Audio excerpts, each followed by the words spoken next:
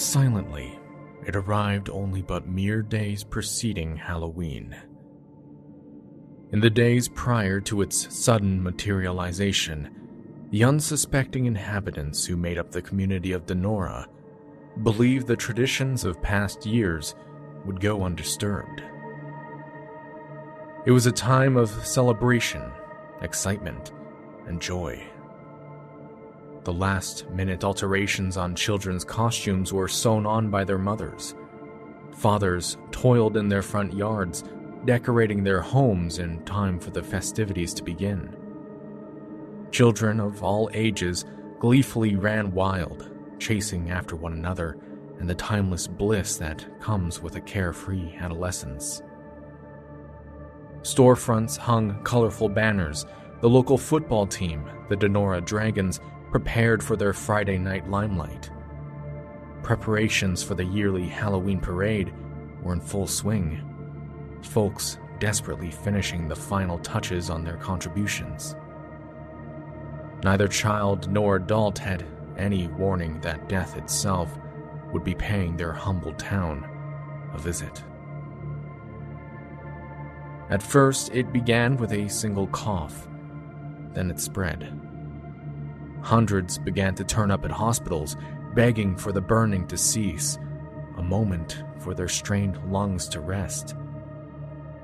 Funeral homes slowly yet steadily ran out of caskets. This mysterious plague had infected every household in the county. Escape was nigh impossible. While every road lay bare of any mechanical beast of which could provide rapid evacuation, the Stygian mist had tightly wrapped its dark tendrils throughout these empty routes, preventing any form of navigation to prove reliable.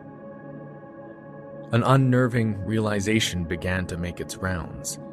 The burning sun above and the revitalizing air we so often take for granted had been utterly choked out. They became a privilege, not a right. For the last week of October 1948, the citizens of Donora and the surrounding region were held captive by this ghastly smog, never knowing if it would lift. Though, once it eventually had, those left standing were forced to pick up the pieces of their shattered lives after being left with nothing but a single question of why. I'm your host, Jordan Hopkins. You're listening to the Moonlight Lore podcast, and this is the nightmarish story of the Donora death smog.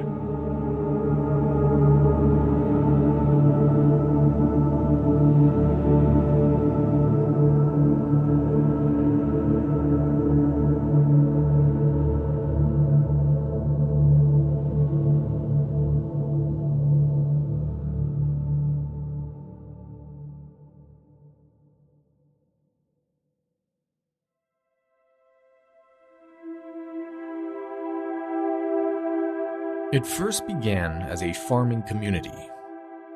Cradled along the western bank of the Monongahela River, the early residents who would become the first founders of the quaint community of Donora trusted their futures had nothing but endless prosperity in store for them. They weren't necessarily wrong. The narrow valley with cliffs rising over 400 feet on either side provided a welcoming escape from the outside world. Restful farmland intermingling with soundless forests and the refreshing river flowing nearby not only offered an abundance of resources that would help sustain a thriving community, but also charmed outsiders to bind their lives to this very land. By the turn of the 20th century, Donora had become a fully fledged municipality, rapidly growing in both population and industrialization. At its height, it became home to over 13,000 residents, majority of whom had found steady employment in several of the major industries that had set up shop within the boundaries of town. Industrial tycoons from Pittsburgh had been desperately searching for ways to expand their company's influence into the Monongahela Valley due to its convenient proximity to the river and existing railroad lines. In 1900, William H. Donner, acting president of the Union Steel Company, broke ground for construction of the town's new wire mill, within the immediate region. This consisted of 2 massive rod mills, hosting a wide assortment of departments that would churn out roughly around 1,200 tons of product every 24 hours. In 1902, they had begun construction of a steel and blast furnace plant, consisting of 2 blast furnaces, 12 open hearth furnaces, and a 40-foot blooming mill. The rapid expansion undoubtedly revealed how successful the factory had become. More and more folks began to move into Donora in search of work, and upon arrival, they certainly found it. In 1908, the American Steel and Wire Company would eventually acquire the property and continue to expand its presence in this once unspoiled valley. In 1915, investments to undertake the construction of a new project were set in motion, and the Donora Zinc Works plant was swiftly erected, creating a lasting effect in invigorating the blossoming town with prosperity. The 2 major industries, the steel and wire mill and zinc works, had gained complete domination over the local economy and local population. With nearly half the city being employed by one or the other, they quickly became unmoving pillars of the rising community. Seemingly overnight, Donora itself had become a symbol of true American tenacity, a vital cog in ensuring not only the local area was met with prosperity, but the entire country as a whole. With such success reaching beyond expectations, it was soon realized that this unassuming town would be far more valuable than anticipated. For instance, during the rumblings of the First and Second World Wars, Donora was swiftly set on track to become one of the leading wartime manufacturers in the country, supplying the Allied forces with cartridges, shells, bearings, cables, steel drums, and a wide assortment of other valuable materials that were needed for the war effort. This immense industrialization brought in hundreds of American citizens from across the country, and even folks who had originally hailed from Europe and Africa. With this influx of souls now occupying the town, this of course meant there was a desperate need to house all of these families who had arrived in the valley. Homes were rapidly erected. Schools ranging from kindergarten to high school needed to be constructed. A never-ending expanse of other businesses sprouted and flourished in the once vacant community, as there was now a need to support the mills and those who were employed by them. Grocery stores, tailors, banks, restaurants, doctors' offices, car dealerships, etc., all needed to be in place to ensure the factories and the town itself would continue to thrive.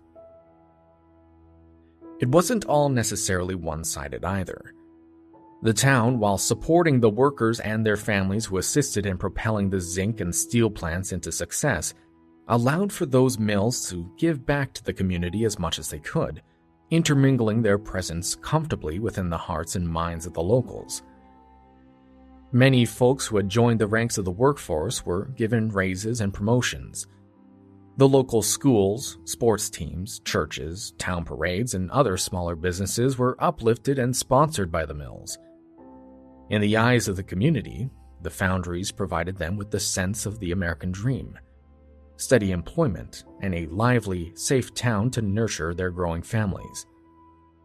Any doubt lingering in their conscience had completely shriveled into acceptance, which gradually grew into dependence for the zinc works and steel mill. They had become crucial to sustaining their way of life, and Donora would continue to thrive for years to come, transforming this once humble and clean village into a vibrant melting pot of various races, religions, and cultures. Although, for those first arriving on the outskirts of town, it quickly became abundantly obvious that naught was all quite as idyllic as it may have been advertised by the locals. This once pristine destination, surrounded by enchanting forests and cradled along the banks of the Crystal River, and rife with promising opportunities, had become tainted by the very industries that had lifted the community out of its humble beginnings. Surprised upon arriving to the bustling town, newcomers would emerge from their vehicles only to be hit by an obnoxious wall of pollution. Years of expansion of the zinc and steel mills forced the residents of Donora to undergo a bit of an adjustment. The clouds of smoke and slight stench of chemicals certainly was not ideal, but they had convinced themselves that their now polluted environment was a sign of economic prosperity. It was a side effect of success, they had believed, a small bit of bad to go with the large amount of good that the Foundries offered. Naturally, with half the town employed by the zinc works and steel mill, it became rather taboo for recent arrivals or outsiders to speak poorly about the plant spewing out bellows of smoke into the sky 24/7. So most opted to just do their best to ignore it and carry on with their lives. Little did they realize, however, by doing just that, they had sealed their fates, subjecting themselves to a mixture of doom and gloom that would forever leave behind a blackened stain on Donora's historic tapestry.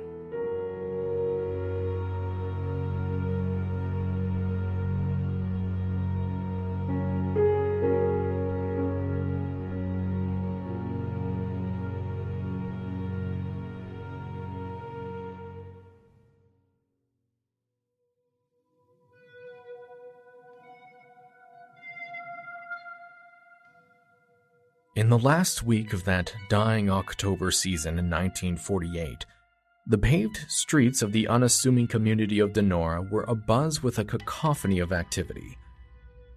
Every home and business in town were undergoing the last finishing touches to spruce up their Halloween displays, participating in an unspoken competition on who could entice the most holiday patrons to visit their place of residence come the 31st. Preparations for the annual Halloween parade were in full swing, with floats and vehicles dolled up in order to draw the attentive eyes of those they inched slowly past. The local high school football match was on the near horizon, with countless students practicing their maneuvers on the gridiron battlefield. The fresh autumn breeze compelled orange and yellow leaves to dance their way through town, securing a distinct feeling of solace and tranquility within its vibrant heart. Yes, things were gearing up to become another spectacular season. Mounting excitement continued to grow in the warmed hearts of every resident anticipating the events to come, while daydreams of former successful years flowed through their recent memories. Though despite this charming setting that Donora had found itself nestled in, something rather sinister festered. In the days leading up to the last week of October, residents of this quaint town began to notice that the smog that continuously spewed forth from the Foundries failed to disperse into the atmosphere as it typically would. Most who had called Donora their home for any given length of time were not so easily concerned of the lingering pollution. Work at the plants had grown fairly steady, so instead of considering it a warning of events to come, they had just perceived the enveloping haze as a signal of good fortune for not only the families working at the mills, but for the town as a whole. It was a part of their growing heritage, a presence that would always be. However, those visiting from out of town were not so easily convinced that the eerie dark cloud hovering above was anything but normal. Youngsters who wandered the streets to and from school each day found as the days passed by, their vision of the road and sidewalk began to blur. Some years later, as adults, some claimed precaution was needed so as to not trip over a curb or inadvertently wander into the path of an oncoming vehicle. If the children could hardly see where they were going, neither would a driver have the ability to spot a group of school kids crossing the street. It also grew nigh impossible to be rid of the obnoxious odor of chemicals and smoke from one's clothing. After a thorough washing, most folks would attempt to dry their clothing on the lines outside, though the opaque gloom that had invaded the entire township prevented any such chores from being effective. If anything, the smoke only reversed the labor, spoiling the garments before any had gotten the chance to be worn. The spectacle that was to be the annual Halloween parade proved to be rather lackluster compared to previous years. Yes, every float made their way through town without a hitch, but the terrible visibility and draining atmosphere had taken a serious toll on everyone's spirits. What should have been a magical event for the young ones and a cheerful afternoon for the adults simply turned into a lifeless party as the seemingly colorless displays puttered by. The incredibly anticipated football game, which had the entire town abuzz with excitement, also failed to meet expectations as the drastic drop in visibility proved difficult for spectators to follow what was happening out on the field. Naturally, the game itself suffered as the players coughed out their lungs as they pushed back and forth on the gridiron. Although the match proved to be a testament to the football team's tenacity in the face of adverse weather conditions, their dedication to the game may have ultimately decided their fate down the line. This was how it all began, with small inconveniences here and there. The occasional obstacle popping up, of which definitely warranted plenty of concern if the residents hadn't grown so accustomed to this abnormal toxicity. In their minds, this was just a part of living in Donora. Sure, it was difficult at times, but the clouds of smog never persisted for very long. Everyone was convinced clear skies were on the distant horizon. Well, if only that had been the case. Despite this business-as-usual attitude shared among the populace, folks slowly began to come around to the realization that their situation was not nearly as routine as they had first expected. Concern eventually did begin to envelop a few households as they noticed the clouds failed to disperse come the next morning, and more alarmingly when the first signs of sickness began to manifest. For the majority, it began as a sharp, heavy cough, one that struck pain into the chest the more the individual was forced to heave. Second, the dastardly stench of chemicals burned the nostrils and throat, plaguing everyone with a stinging sensation. It was nearly impossible to find someone in the region with a dry eye either. Within the entire county, tears rolled down cheeks, leaving behind trails of dirt and grime, as the invasive smog persistently blinded every eye as it carefully seeped into every structure for miles around. Eventually, there was no way to escape the smog. There was once a time when one only needed to remain indoors to find a refreshing escape from the noxious fumes outside, but now even their sanctuaries had failed them. Those who had pre-existing respiratory conditions prior to this sudden outbreak, which included a good portion of the town's population, obviously began to suffer the most. In due time, over 6,000 residents had taken ill, with more following in the coming days. Donora was blessed to have a handful of doctors at her disposal, though unfortunately not even they could keep up with the hundreds of frantic calls they had begun receiving throughout the past 24 hours. It seemed that every house they visited in order to tend to the sick, 5 other homes would call for assistance once they were finished. The ever-expanding number of people needing immediate help steadily grew as the hours passed by. Unfortunately, as the number of panicked calls increased, streaming in like a broken dam, emergency crews were unable to compete against this sudden outbreak. Reports from that day claimed the smog had grown so thick, fire trucks, ambulances, and police cruisers were unable to navigate the empty streets all on their own. The first responders of Donora were effectively lost in the fog, aimlessly prowling the roads until they were able to discern their proper location. At some points, men with lanterns or flashlights were needed to run up ahead, checking signposts and guiding the emergency vehicles through the eerily silent town. Of course, this was only but a temporary solution. Those who risked their lives in navigating fell ill only minutes after leaving the safety of their vehicles. Firemen equipped with oxygen masks then began moving from door to door on foot, providing medical assistance, oxygen, and advice for those suffering from the poisonous effects of the cloud. Most would be told to evacuate, but there was no way to breach the impassable confines of the fog. Everyone was effectively trapped inside their home. At approximately 2 hours after midnight on Saturday, October 30th, the first death had arrived. It was unavoidable, most thought to themselves. Eventually, 1 or 2 folks would grow too ill and medical help would be too late to save them, so there was bound to be a loss or two. But what most wouldn't expect, however, is the drastic number of deaths that would quickly follow.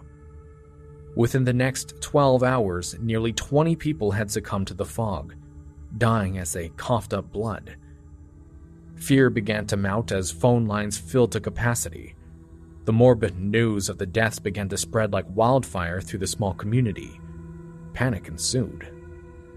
People from all over flocked to the already overwhelmed local hospitals, hoping to find medical care to avoid the imminent approach of death. The skeleton crew working there were completely out of their element. Never in their time as medical professionals had they ever seen an outbreak such as this. Every last chair and bed were occupied. People took to sheltering in the hallways and storage rooms, just desperate for their turn to be seen.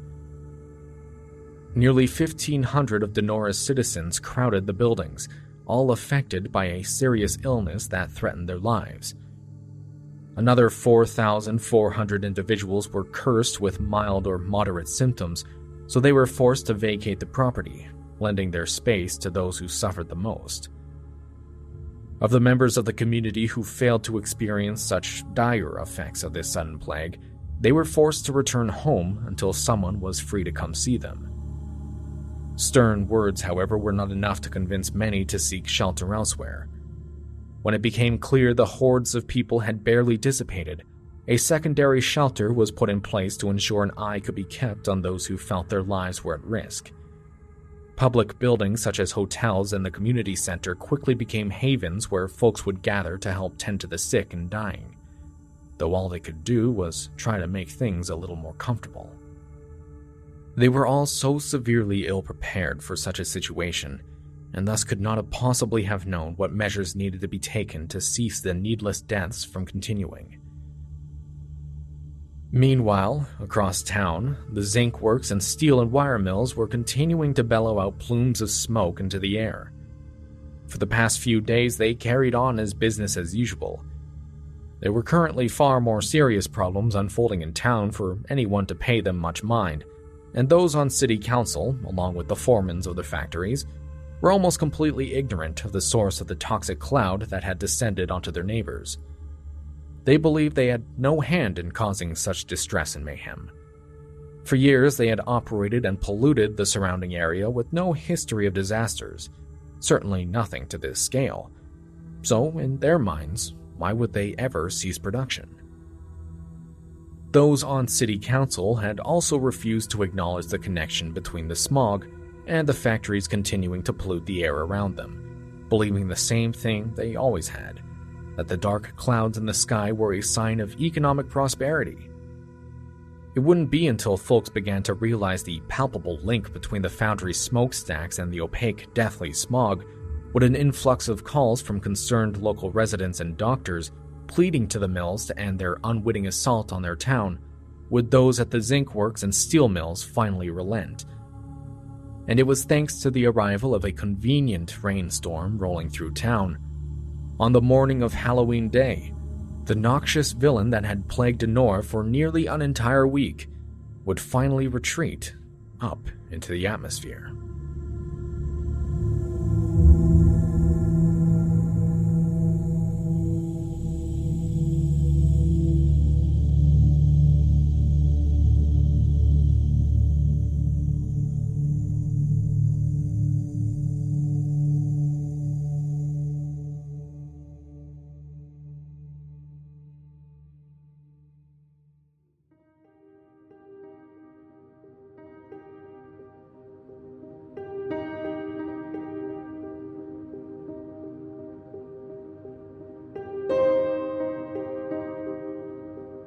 In the wake of the ensuing fallout, as that dreadful smog dissipated and the citizens of Donora slowly emerged from their sanctuaries, all that now plagued them were the burning questions that would naturally form in anyone's mind.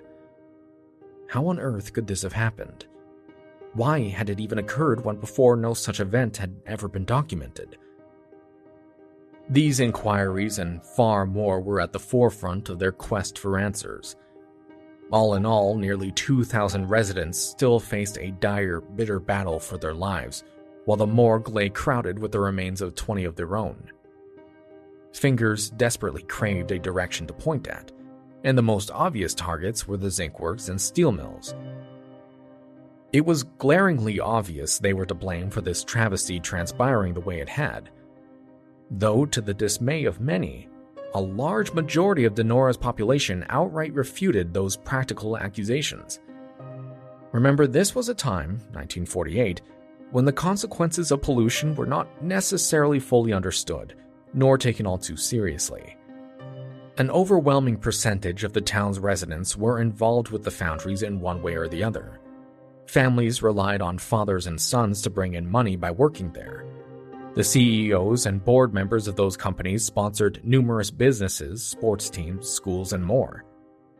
Folks were fearful that by casting blame on the mills, not only would their careers suffer, but potentially also the sheltered livelihood they had all grown so accustomed to. Should the plants seek retaliation against those who spoke out against them, many suspected there would be potential layoffs, and amenities or organizations around the community would suddenly lose their funding. Needless to say, following the disappearance of the smog, a heavy air of tension and apprehension now gripped Donora. Thankfully, though, it wasn't all entirely up to the citizens of Donora to cast blame where it was rightfully due. Other, smaller communities throughout the region also suffered the horrendous effects of the killer black cloud. The denizens of the nearby town of Webster, stationed just on the other side of the river, suffered just as much as those in Donora. Farmers and families out in the countryside experienced the harsh sting in their lungs just as terribly, and it was estimated a total of over 800 domesticated animals and livestock were killed from being unable to escape the smog's presence, forced to breathe in the toxic air for days until their bodies were destroyed from the inside out. News of the killer cloud had rapidly spread across the state, then eventually the entire country. Government representatives were alarmed as to what could have possibly had caused this sudden and deadly plague to occur in their own backyard. It was well known that the factories of Donora had been in full operation for quite a number of years at this point, rarely ever ceasing production in their 24/7 schedule. So, curiosity sparked their interest. Something had to have changed which allowed this event to unfold the way it had. In only a matter of days, the state and federal public health service would unleash a small army of investigators upon the town, all of whom were tremendously eager to discover the lasting effects that the smog would have on the locals and how the smog may have appeared in the first place. In 1950, 2 years after the incident, James G. Townsend, medical director and chief of the Division of Industrial Hygiene, had written an extensive and thorough narrative of his time spent at Donora as he and his team dealt with the aftermath.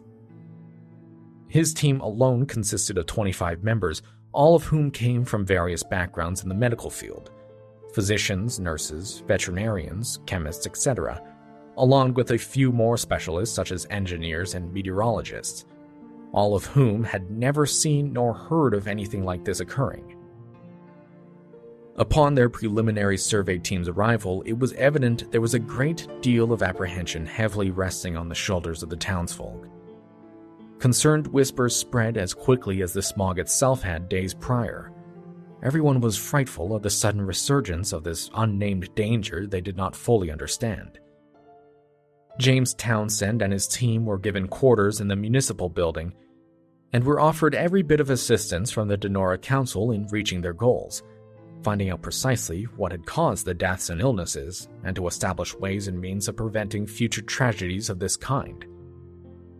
Thankfully, the local newspaper had jumped on the story of the medical team's arrival, granting the community knowledge of their ambitious goals and safeguarding the public from something like this if it were to happen again. This would allow any reluctance in discussing the topics in the following months to completely vanish as they went from house to house to investigate the effects the smog might have had on each individual. This particular task was given to 5 nurses brought on the team, who were sent out to canvass both communities of Donora and Webster. In grand part due to the newspaper stories paving the way for their door-to-door inspections, the occupants in most homes already understood what was wanted of them and grew to be quite cooperative. However, they did hit a bit of a snag when the team found the language barrier to interfere with results. Like I had mentioned earlier, people, looking for work, had come to Donora from all walks of life. A large portion of the population were not especially fluent in English as they came from distant countries, in which case an interpreter was necessary, which also slowed down the investigation at times, though nothing compared to the dishonesty and anger that would fuel further delays. James would later write in his report to show the sorts of obstacles he and his team were up against as they sifted through the testimonies in search of truth and understanding.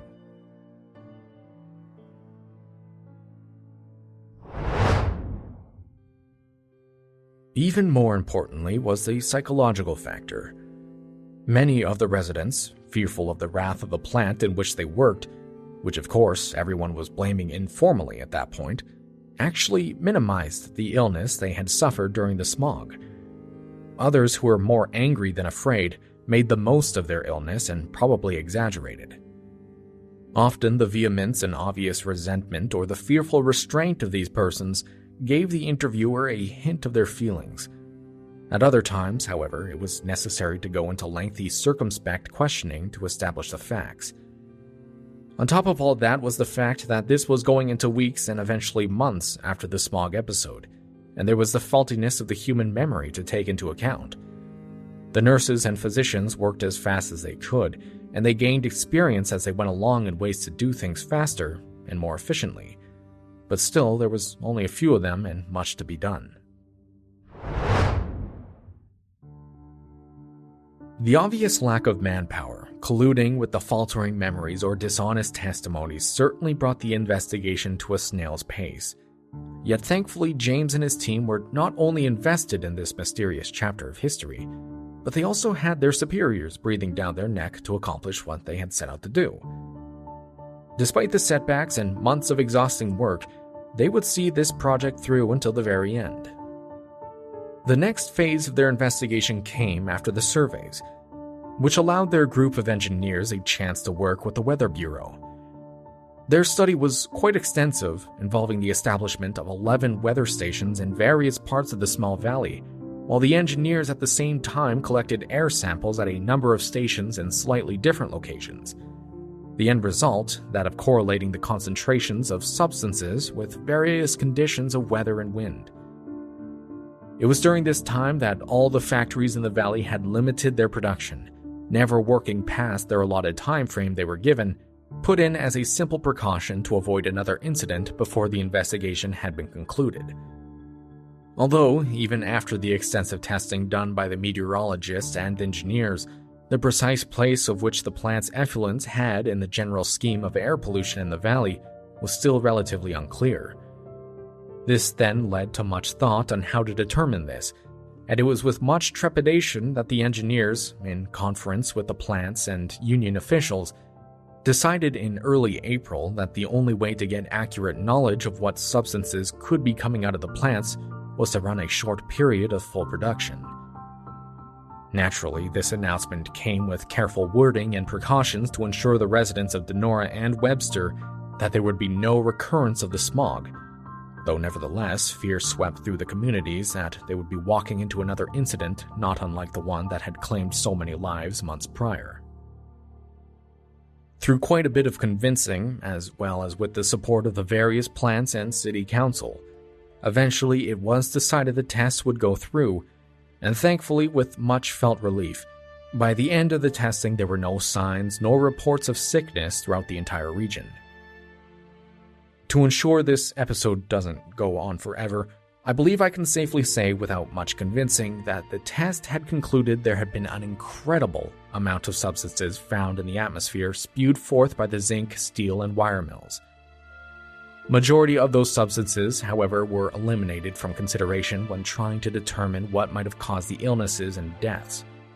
What remained were a handful of agents that were left for further evaluation as possible respiratory tract irritants like fluoride, chloride, oxides of nitrogen, hydrogen sulfide, cadmium oxide, and sulfur dioxide, any of which, after being propelled into the local air, could have had the potential of causing distress for anyone. The only issue was, the levels of pollutants found in the general atmosphere during the test were not in themselves considered capable of producing the symptoms observed. Of course, it was impossible to know what levels were reached during the smog period, and hence whether or not levels capable of producing symptoms were reached at that given time. Townsend would later write this nearing the end of his report to offer guidance in ensuring nothing like this incident would ever transpire again.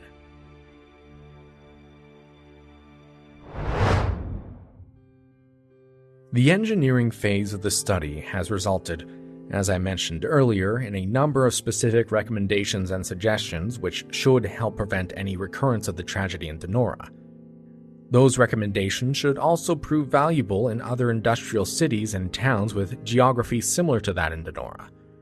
Simply put, I think we may say that the odds are extremely long that the combination of weather and contamination extending over a longer period of time will recur, but we certainly cannot rule it out as a possibility. The fact that it has happened once is proof that it can happen again, and our job is to see that a recurrence is made impossible. As one step in preventing a recurrence, it was recommended that the plants and other sources of pollution sharply reduce the gaseous contaminants, especially sulfur dioxide, which was found in considerable quantities in particulate matter which they emit into the atmosphere. It was also recommended that a program of weather forecasts be established to alert the community of impending adverse conditions so that adequate measures may be taken to protect the populace. There is another reason why other cities should concern themselves with this new problem. In studying the weather history and mortality records of Donora, we found considerable evidence that Donora has gone through smog crises in the past without realizing what they were. In April 1945, for instance, the death records show that the total for that month was double the ordinary death rate. At the same time, the weather history indicates that conditions were probably conducive to an extended smog during that month. We found indications of similar occurrences of smog in 1923 and 1938. In addition to this knowledge on the acute period of extended smog conditions, there was another major result in the Donora study, even more importantly in its long-range aspects. That was to raise the question of effects on health of living in a heavily contaminated area over a long period of time. Even though an acute period of smog and air contamination has never occurred or been identified in some communities, how have the residents been affected during the years they have lived in this atmosphere?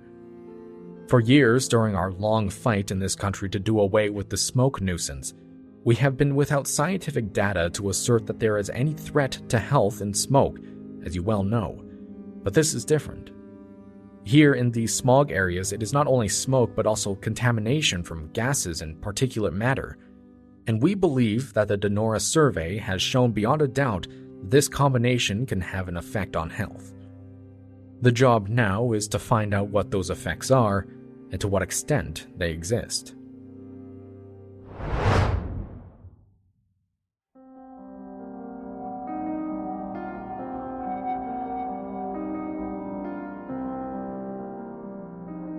Perhaps the most influential factor that existed during this time, which led James Townsend to implore that local weather be monitored in places like Donora, and why Donora and the surrounding area had succumbed to such a monstrous villain that was the smog, was due to the sudden shift in weather during that cold, late October.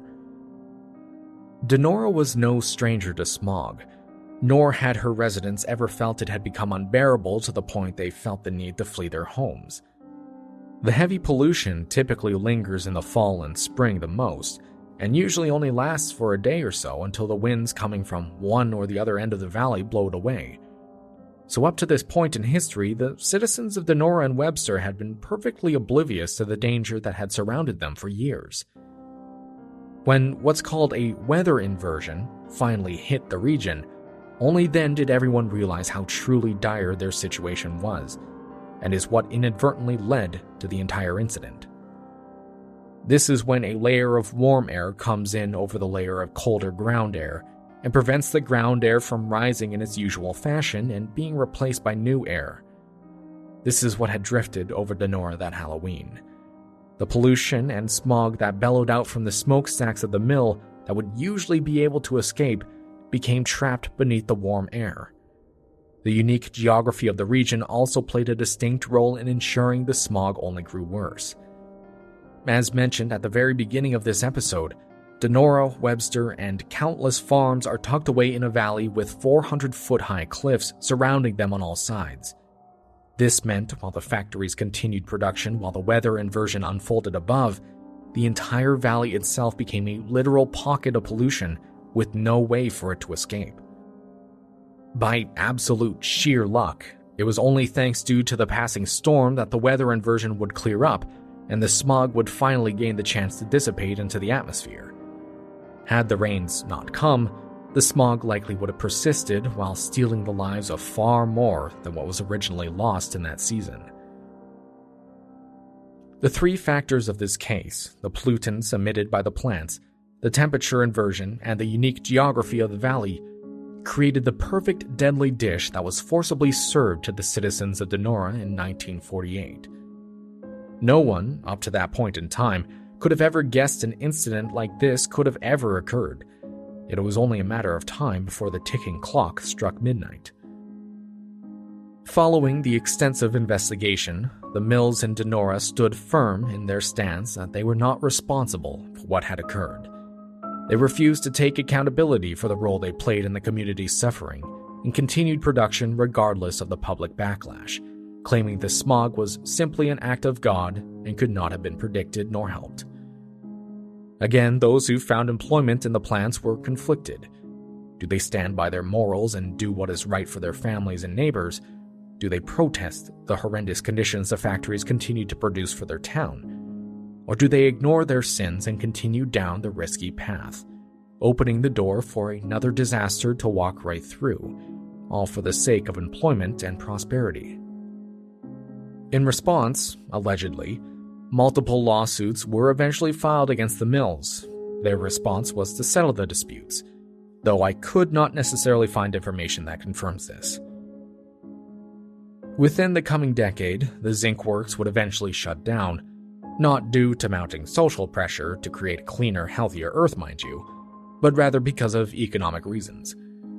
Not long after, the steel and wire mill then followed, leaving behind nothing but dark memories and a few abandoned buildings. As employment disappeared with the factories, many folks also upped and left Donora, leaving behind a past they hoped to soon forget.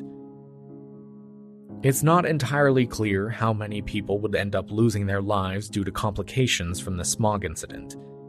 Ultimately, it was reported around 20 individuals lost their lives that week as the event unfolded, though experts estimate hundreds, if not thousands more, suffered respiratory issues later in life, with many likely perishing due to complications from that time. However, not everything to come out of this incident was necessarily all doom and gloom. In fact, the deathly smog that plagued Donora has managed to coin the nickname, the dark cloud with a silver lining. It sparked a new interest in the American people, a world where polluted air would never set in motion an event as disastrous as the one that had taken place in 1948. That horrendous week in Donora had become a national catalyst for the modern clean air we all take for granted today. This incident helped force the United States to implement drastic changes to its laws concerning air pollution, which developed into the Air Pollution Control Act passed by Congress in 1955, the first federal legislation that recognized pollution as a major issue and provided funds for federal government research of air pollution. Then in 1963, the Clean Air Act was put into practice, intended to reduce and control air pollution nationwide.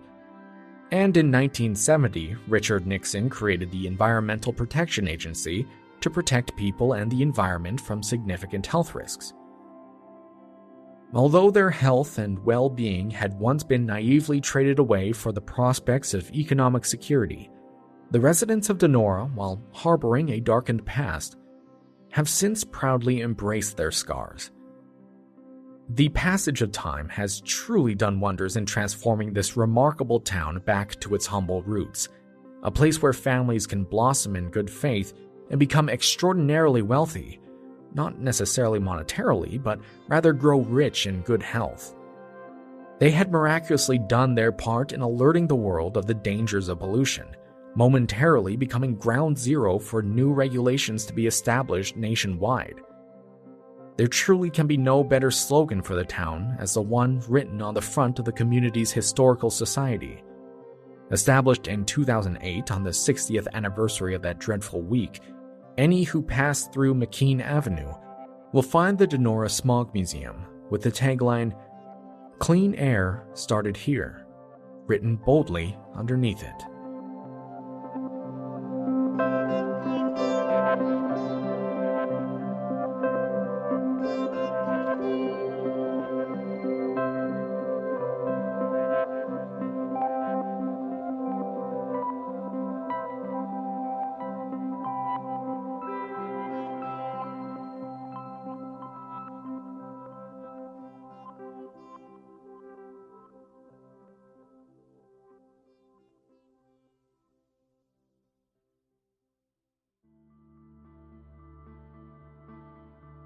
Thank you all for listening to this incredibly interesting yet distressing story of Donora's darkest days.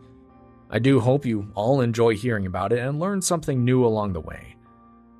I apologize for the serious lack of episodes these last few weeks. I've been fairly busy with other little side projects I've got.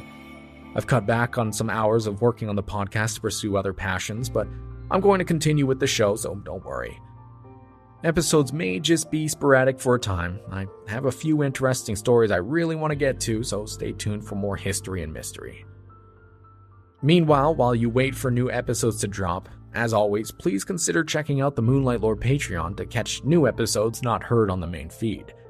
I really enjoy the ones I have up over there, so if you're interested in hearing more creepy, frightening, fascinating, and mysterious tales, be sure to check those ones out. The lowest tier is $5 Canadian. For some reason, Patreon won't let me make anything lower than that. But still, it's basically only the price of a cup of coffee a month to help support the show and to unlock exclusive content. So not a bad deal if you ask me. I do want to shout out a few folks who are currently supporting the show. Fred Boyer, Matthew Nelson, MD, Shane Bradshaw, and David Wright. Some longtime listeners and newcomers in there, so you have them to thank for helping ensure the podcast continues to grow and thrive as it does. And if you would like your own shout out, along with the other stuff you get over there, please consider donating. So to everyone who has in the past and continues to do so, thank you so much for your help. However, I know some folks can't necessarily support all the independent creators they love to watch or listen to, and sometimes financially supporting someone might just not be the way to go. If that's the case, please consider helping out Moonlight Lore in other ways. For those on YouTube, remember to subscribe so you can get updates when a new episode airs. For those listening on an app like Spotify or iTunes, also don't forget to follow and leave a 5-star review. And by sharing the show on social media or by word of mouth to your friends and family, it can go a long way in helping the show continue to grow and thrive. Now, with all that said, I think we are nearing the end. I don't believe I have any new news coming up here. I'm working at a snail's pace getting some episodes researched and written, so again, I thank you all for bearing with me during this time. I hope I can release more episodes at a more steady pace fairly soon, but until then, there might be a bit of a wait. Other than that, I believe that's everything. So, as always, everyone, thank you so much for listening. Take care of yourselves, and I'll see you in the next episode. See you soon.